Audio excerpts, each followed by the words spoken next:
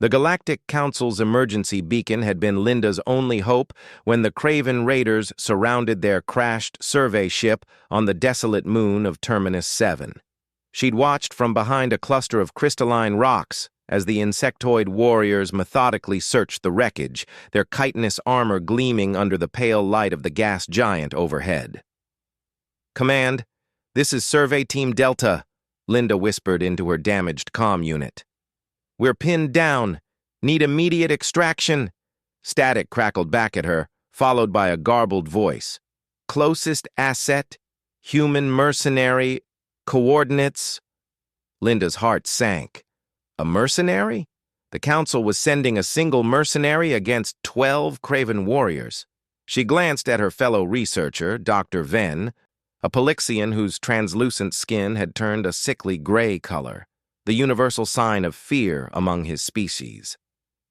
"We're doomed," Venn chittered, his forearms trembling.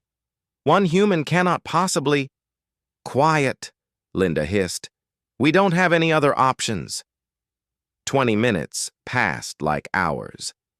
The Craven were getting closer, their scanner clicks growing louder. Then, without warning, an explosion rocked the far side of the crash site.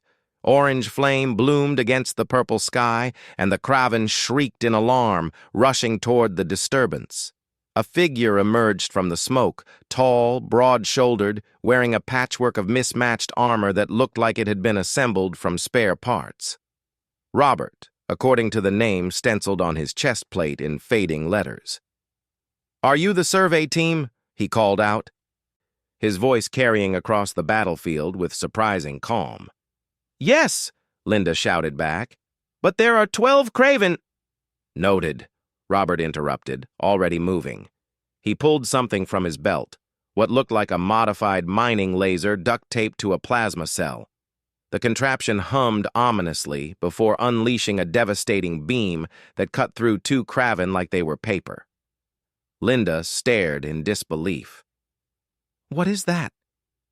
"Found some stuff in your cargo hold," Robert replied casually, dodging a plasma bolt.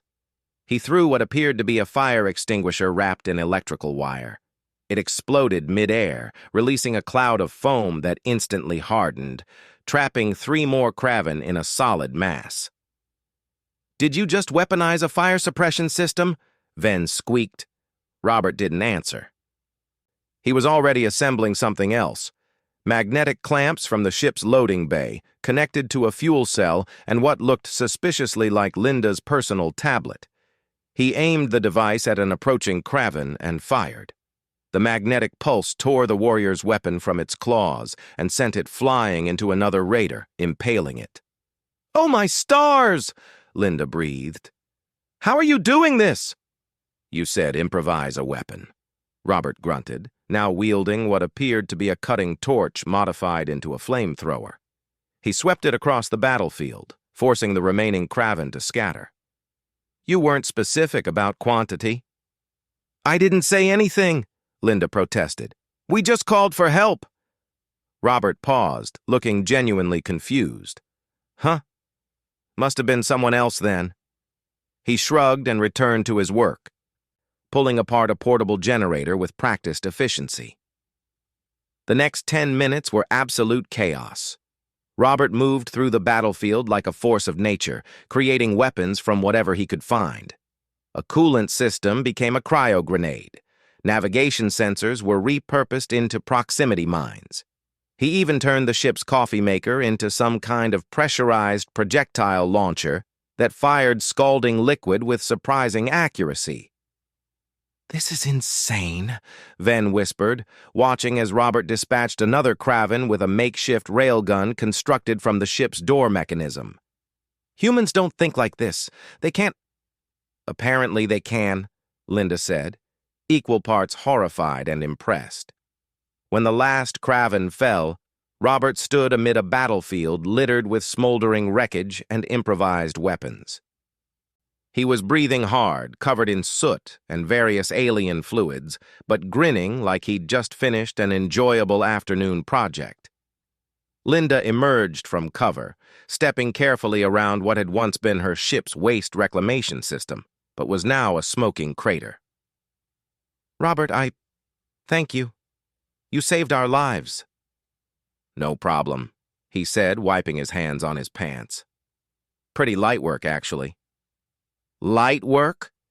Ven's voice pitched higher. You turned our entire ship into weapons. The environmental controls, the medical supplies, even the... He gestured wildly at the coffee maker. The coffee maker! Robert looked offended. That was a perfectly valid tactical application of pressurized hydraulics.